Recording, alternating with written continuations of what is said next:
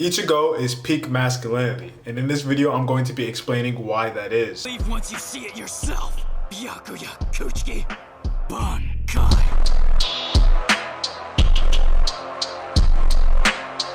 I think there's three major reasons to why Ichigo is a peak masculine character and why he's a good role model. Just my personal opinion, but I do think that Ichigo, the other big three candidates, so I'm talking about One Piece and Naruto, I do think that Naruto and Luffy do have very masculine traits in them, but I do think that Ichigo is just on another level in terms of his masculinity or just his presence. And the reason why I think that is because he has these three reasons where I'm going to be getting into right now. The one thing that sets him apart from all the other main protagonists is that his only purpose in life was to go ahead and protect his family and friends. And you might be thinking, how the hell is that different from any other guys? Naruto does that, Luffy does that, they all do that. But the reason why I say that is because Ichigo really didn't have any other grandiose dreams. He was a delinquent in high school. He didn't really have anything planned for him. He was basically a delinquent that had like literally no future for him.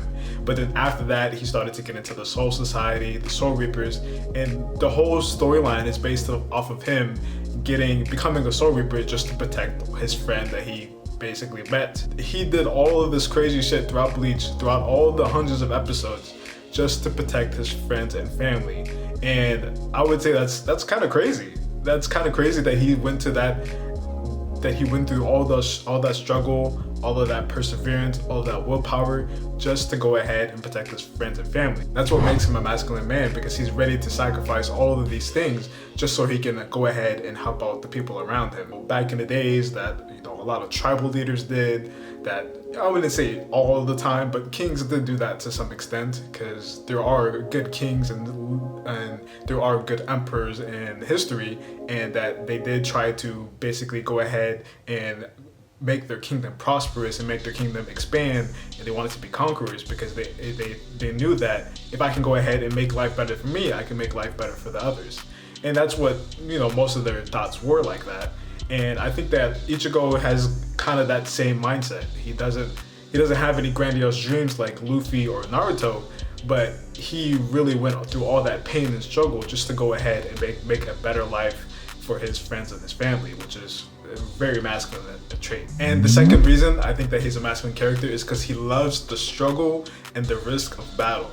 So as a man, I do think that going into battle, or just being a accomplished individual that can handle his own in battle, is something that's deeply innate inside of men. I do think that's why a lot of men respect combat sports like UFC, boxing, kickboxing, wrestling, jiu-jitsu. I think that's why a lot of people respect that, because it's competitive.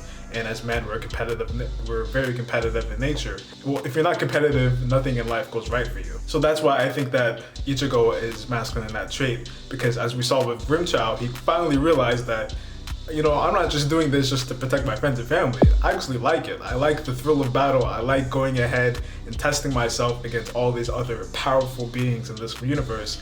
That's what men think in general. They think that, I need to be competitive, I need to be better than this person, I need to do this, I need to do this, and I'm going to go ahead and go through all the hardship so I can reap the benefits of being competitive. So I do think that that's a very masculine trait as well. And then next, I would say that he's sacrificed a lot of his future just to protect his friends and his family. Throughout the whole series, we see that he's gone to insane levels of doing all of these, going through all these insane challenges to go ahead and sacrifice himself to protect the others. And that's why I think a man should truly exemplify, because, it's a Titanic, all the men stayed behind and they let the women and children go on the lifeboats. Ichigo is a very masculine man in that trait, because he understands that these people are more valuable than I am, and I want to go ahead and preserve the next generation. I'm going to put myself out there so I can protect their rights and their freedoms. And I do think the best example of this is when he trained with his father to release the final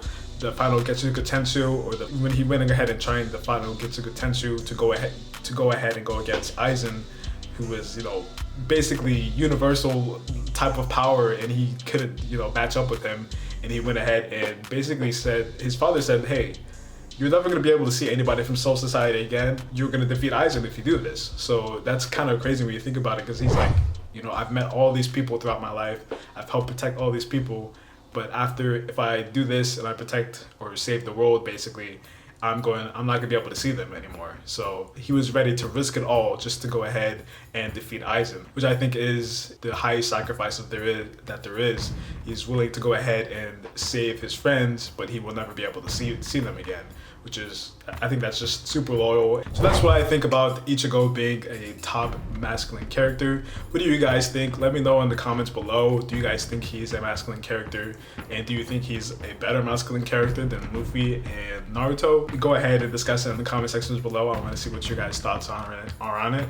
And I am a little bit biased. I do like Ichigo a lot more because I think Bleach is just so different and unique than the other ones. If you didn't have Bleach, you would have had Jujutsu Kaisen and you would have had Demon Slayer. So I do think that a lot of people took inspiration from Bleach, and that's why I think it's such a good show. But yeah, if I'm delusional, let me know in the comments below. And if you guys liked it, go ahead and like it, and I'll see you guys in the next one. Peace. Go.